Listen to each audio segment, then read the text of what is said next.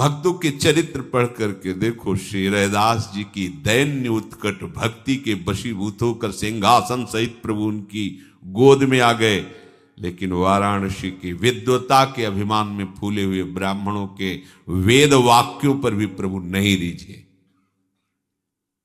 आर्त होकर विकल भाव से प्रभु को पुकारो तो ये प्रश्न ही खत्म हो जाएगा कि हमें दर्शन करा दो, भला प्रभु दर्शन दे दे। ये कोई प्रश्न उत्तर का विषय है कि आप में सामर्थ्य तो प्रभु के दर्शन करा दो तो हम जाने तुम महान भक्त हो या सिद्ध भक्त हो। हमें पक्का विश्वास है प्रभु निश्चित दर्शन देंगे। और खूब तीव्रता पूर्वक भजन के समय हमारे में ये नियम होने ही चाहिए। प्रभु में अटल विश्वास, भजन में दृढ़ता। ये भगवत दर्शन कराने की बात है। कैसे भगवत दर्शन होंगे? प्रभु में अटल विश्वास। अब इस अटल विश्वास को समझ लीजिए, जो टल ना सके ऐसा विश्वास। भजन मार्ग में चल रहे हम, भारी प्रतिकूलता, निंदा, अपमान, रोग से ग्रसित शरीर, कोई साथ देने क्या, पर तुम्हारा विश्वास प्रभु से नहीं टलना चाहिए। अटल, बट विश्वास अटल निज धर्मा।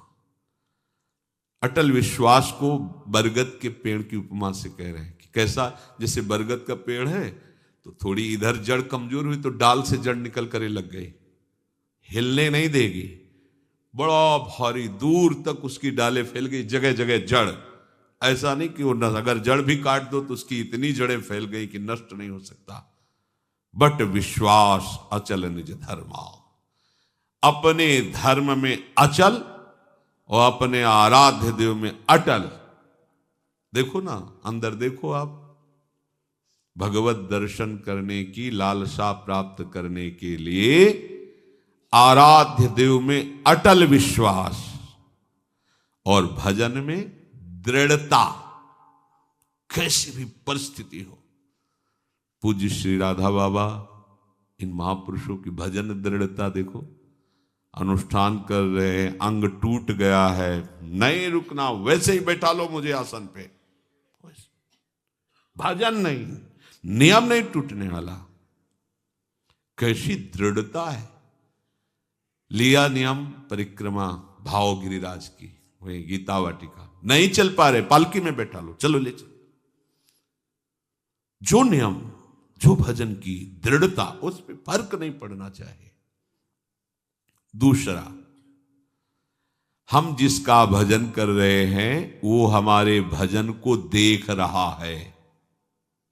बड़ा सुख मिलेगा आपको जब ये बात आप लाओगे। हम वाणी गायन कर रहे हैं, हमारे प्रियालाल सुन रहे हैं, हम भजन कर रहे हैं, हमारे प्रियालाल देख रहे हैं। तो हम कोई भी कार्य ऐसा ना करें जो प्रियालाल के सामने नहीं करना चाहिए। देखो आप बच जाओगे। दूसरा है भगवत दर्शन करने वाले उपासक का नियम, हम जिसका भजन कर रहे हैं वो उपास्य देव हमें देख रहा है। उनको सामने देखते हुए भजन करो। प्रिया प्रीतम देख रहे हैं, मैं उनका भजन, प्रिया प्रीतम देख रहे हैं, हम उनकी लीला गाएं। प्रिया प्रीतम ही बैठे, हम उनकी सेवा कर रहे हैं और पक्का विश्वास वो मुझे मिलेंगे। पक्का विश्वास वो मुझे मिलेंगे। और मेरे आराध्य देव से बढ़कर के अनंत ब्रह्मांडों में कोई नहीं है। ये दो बातें। तीसरी, जो गुरु जी ने भजन दिया है, मंत्र दिया है, उस पर विश्वास, उससे बड़ा कोई मंत्र, कोई साधन नहीं है। ये तीसरी बात बताई। हमें नाम मंत्र भजन उसी में दृढ़ होना जो गुरुदेव ने दिया है। चौथी बात, जिसका हम भजन कर रहे हैं सिर्फ उसी की प्राप्ति के लिए भजन है। बीच में मिलावट कुछ नहीं होनी चाहिए, ये वो मांग नहीं होनी चाहिए। जिसका भजन कर रहे हैं उसी की प्राप्ति के लिए भजन हो रहा है। बीच में किसी दूसरे विषय की मांग किसी परिस्थिति की मांग, तो फिर ये लालसा उत्कट नहीं प्रकट हो पाएगी भगवत दर्शन की। पांचवा,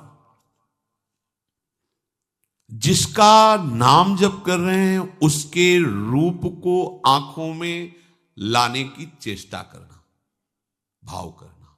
चेष्टा लिखा है, वो तो स्वयं आएंगे कृपा करके, पर हम चेष्टा तो कर सकते हैं ना, ध्यान की चेष्टा तो कर सकते हैं। कैसे राधा वल्लभ लाल जू, कैसे बिहारी जू, हम इन्हीं की ध्यान, यही है प्रिया प्रीतम का मिलित स्वरूप। जब प्रकाशित करेंगे तो कोटि कोटि काम लावण्य बिहारी, यही है, ये अपना रूप प्रकाशित कर देंगे।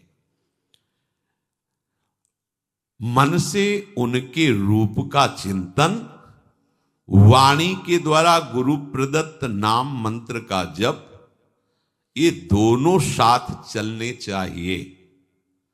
छठा, प्रभु के भजन करते हुए किसी दूसरे उपासना के उपासक, किसी दूसरे मार्ग के भजनानंदी की अवज्ञा, निंदा, हे भाव, तिरस्कार भाव, ये बिल्कुल नहीं होना चाहिए कि हम तो सर्वोपरि निकुंज उपासक हैं, ये तो क्या गए। आपके अंदर उत्कट लालसा नहीं जगेगी। ये बहुत सूक्ष्म बात है। किसी भी उपासक की, किसी भी संप्रदाय की, किसी भी उपासना की निंदा नहीं, अवज्ञा नहीं, तिरस्कार नहीं। हम जो प्रभु का नाम ले रहे हैं, उन्हीं के सब नाम हैं, उन्हीं की सब उपासना, सबको प्रणाम। हमको अपनी उपासना सर्वोपर मान करके करना है, पर दूसरे का अपमान, दूसरे की निंदा, दूसरे का तिरस्कार, दूसरे को लघु समझना, ये नहीं। अपने इष्ट में आसक्त होना, दूसरे का विरोध ना करना, इससे आपके हृदय में उत्कृष्ट लालसा का जागरण हो जाएगा। खास बात, उत्कृष्ट लालसा के लिए एक दुर्बलता का त्याग करना होता है। यह हर उपासक के हृदय में होती, किसी एक की बात नहीं। प्रायः हर उपासक इस दुर्बलता को धारण करने के कारण वो उत्कट लालसा को नहीं प्राप्त हो पाता भगवत दर्शन की। क्या दुर्बलता होती है? अपने गुरुदेव की दी हुई मंत्र और उपासना में अपनी बात मिलाना। जो बोला, जैसा बोला, वैसे का वैसा स्वीकार करना। उपासक अपने मन की बात अपने गुरुदेव से, आचार्य से, पथ प्रदर्शक से करवाना चाहता है। किसी ने एक पत्र में कहा कि अमुक साधक यहां से निकाल दिया गया और उस अमुक साधक ने हमें सब बताया कि आपके यहां बराबर व्यवहार ठीक नहीं होता, बराबर व्यवहार नहीं होता। तो ऐसी बात साधक को नहीं समझ में आई, उसको समझ ले कि कमी तुम में है आत्मसमर्पण की। तुम्हारी बुद्धि समर्पित नहीं हुई, इसलिए दोष दर्शन कर रही है। गुरु पथ प्रदर्शक जिस साधक को जैसा उचित समझता है वैसे ही साधन का आदेश करता है और उसी साधन से सबको वही वस्तु प्राप्त होगी, पर साधन सबका गुरु निर्दिष्ट होगा। आपको ये, आपको ये, आपको, सबको एक जैसा नहीं। जैसे रोगी डॉक्टर या वैद्य से कहे कि हमको तुम ये वाली दवा दीजिए और ये वाला पेय दीजिए, और देखो हमारे ऊपर तुम ये नहीं लगाओगे कि ये नहीं खाना, ये नहीं खाना, ये नहीं खाना, तो क्या रोगी कभी ठीक हो सकता है क्या?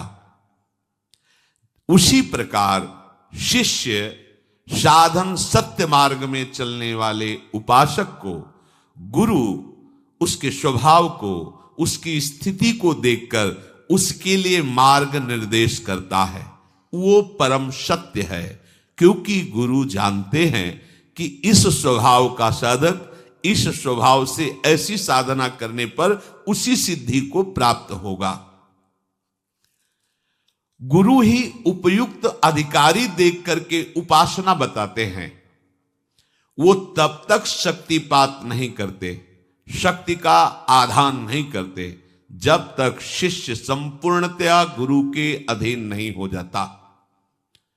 शक्तिमान गुरुदेव शिष्य को जो अपनी आध्यात्मिक शक्ति देना चाहते हैं, जिसे शास्त्रीय भाषा में शक्तिपात कहते हैं, परम सामर्थ्यशाली गुरुदेव उसे तब तक नहीं देंगे जब तक उस शक्ति को रखने की योग्यता नहीं आएगी, पात्रता नहीं आएगी, अधिकार नहीं आएगा। जिस उपासक में उनकी ऊर्जा शक्ति को धारण करने की सामर्थ्य नहीं आई है, यदि वो उसे शक्तिपात कर दे तो उनकी शक्ति व्यर्थ हो जाएगी या वो उपासक नष्ट हो जाएगा। उन्मत्त होकर, मतवाला होकर गलत मार्ग का अनुसरण करके भ्रष्ट हो जाए, क्योंकि पावर मिल गया उसको। जैसे भगवान शिव से वृत्रासुर ने शक्ति पात करने की प्रार्थना की कि मैं जिस पर हाथ रख दूं भस्म हो जाए। तथास्तु, जगत गुरु शिव ने ऐसा ही कह दिया। उसने सोचा कि परीक्षा इन्हीं से शुरू करते हैं। उमा जी की तरफ दृष्टि गई, शुरू यहीं से कर, भागे। उस शक्ति का दुरुपयोग और उस शक्ति के द्वारा उसका नाश श्री हरि ने उल्टा उसी के ऊपर रखवा को भस्म कर दिया। भगवान शिव ने तांडव प्रारंभ किया तो बाणासुर अपनी ताल गति से उन्हें प्रसन्न कर, जा तेरे शास्त्र भुजाएं हो जाए। शक्तिपात की 1000 भुजा बलशाली, जिस पर्वत पर जाता टक्कर मारता, उसकी भुजाओं का जोड़ कोई नहीं। भगवान शिव से ही आया और कहने लगा, गुरु अब इन भुजाओं की खुजली मिटाने वाला त्रिभुवन में कोई नहीं, आओ आप ही हमसे 2-2 हाथ कर। हंस पड़े, उनका आ जाएगा कोई 2-2 हाथ करने वाला। फिर भगवान ने सुदर्शन चक्र से उसी शक्ति को नष्ट किया।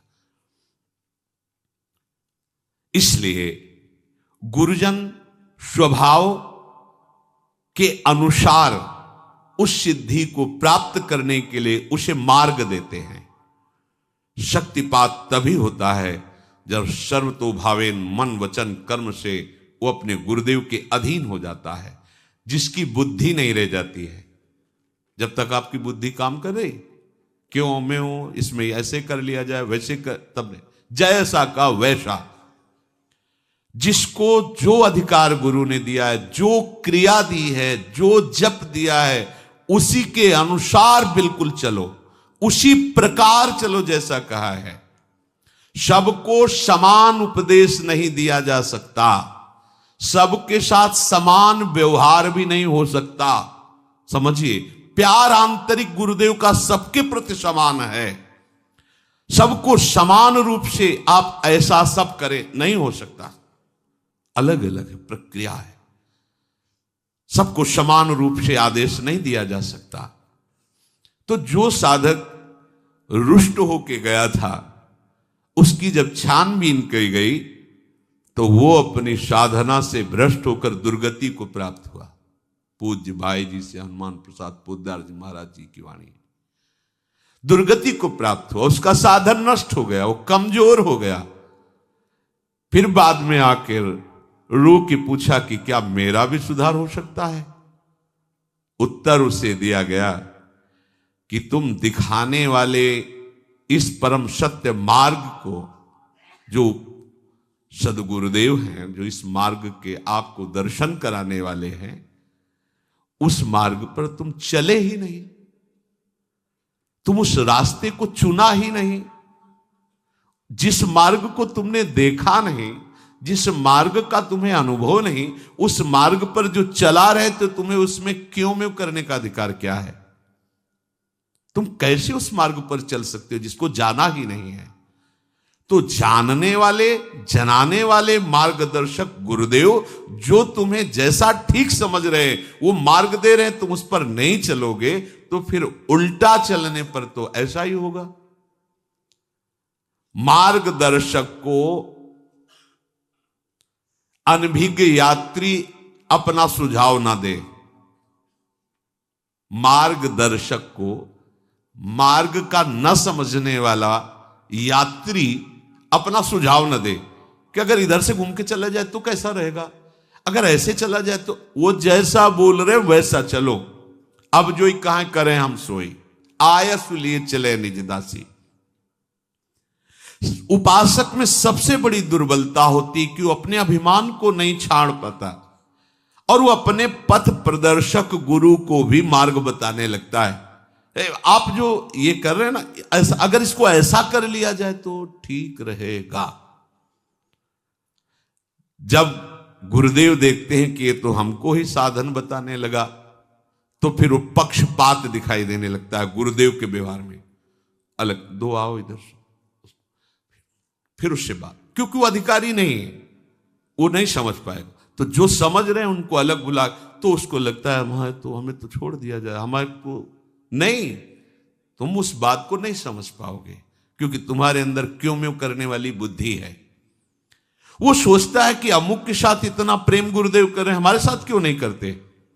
वो अपने पथ प्रदर्शक गुरु पर दोष दर्शन करने लगता है और साधक जहां ये दोष आया बस उसका अहंकार उसे नष्ट कर देता है, अहंकार नष्ट कर देता है।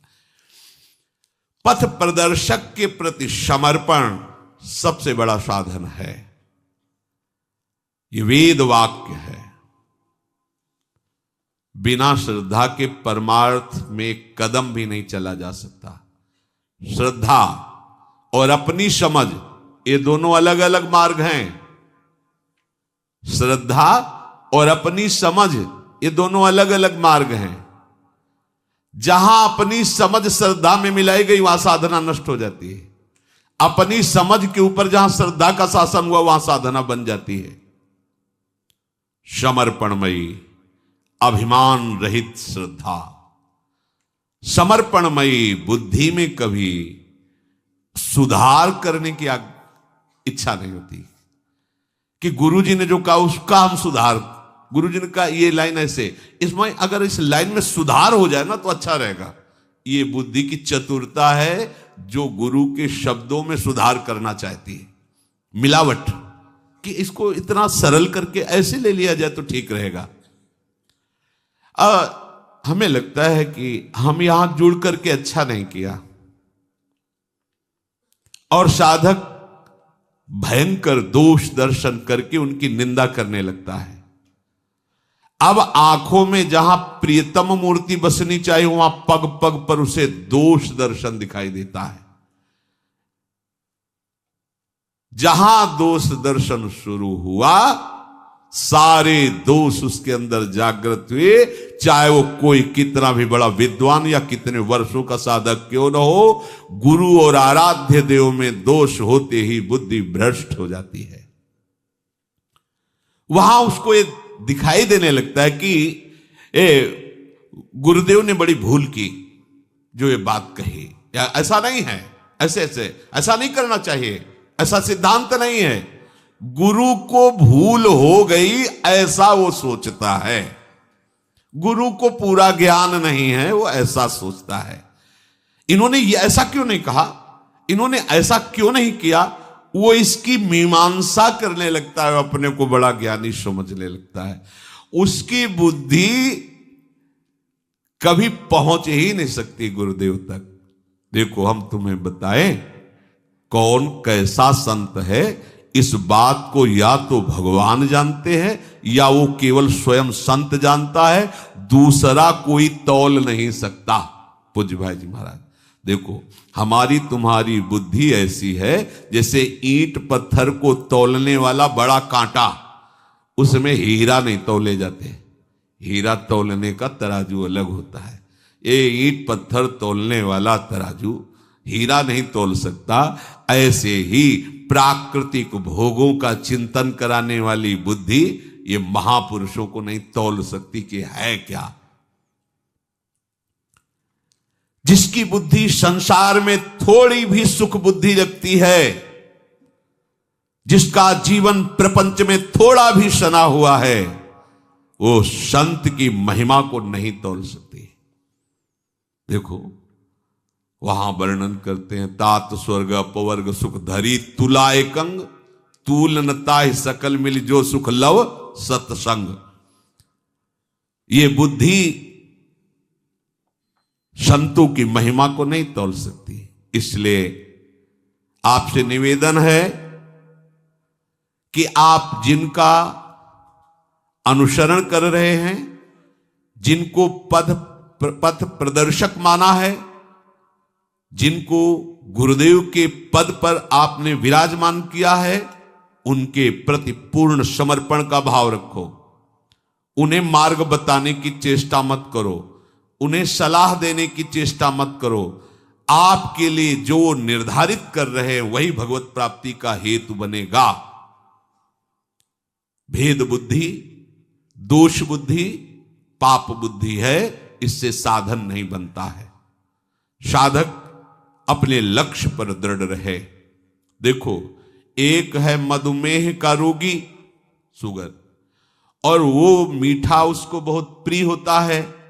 वो कहेगा अपने वैद्य से कि आप जो है मुझे मिश्री का सेवन बताइए, क्योंकि कल जब हम आए थे आपके पास तो आप एक मरीज को कह रहे थे खूब मिश्री खाइए आप ठीक हो जाएंगे। वो था पित्त का रोगी। पित्त बढ़ा हो, मिश्री खाओ तो कड़वी लगेगी पर वही समन कर देगी। तो जो कल आपने उसको उपदेश दिया था वही हमें दीजिए। तो मधुमेह वाले को मिश्री खाने से हानि हो जाएगी और पित्त वाले को मिश्री खाने से लाभ हो जाएगी। तो वैद्य से कहे कल जब हम आए थे तो आप एक को कह रहे थे कि आप मिश्री अच्छी मात्रा में सेवन कीजिए आप ठीक हो, तो मेरे को क्यों रोक रहे हो, ये पक्षपात क्यों कर रहे हो। ऐसे उपासक जो है अपने गुरुजनों पर दोष दर्शन करने लगता है।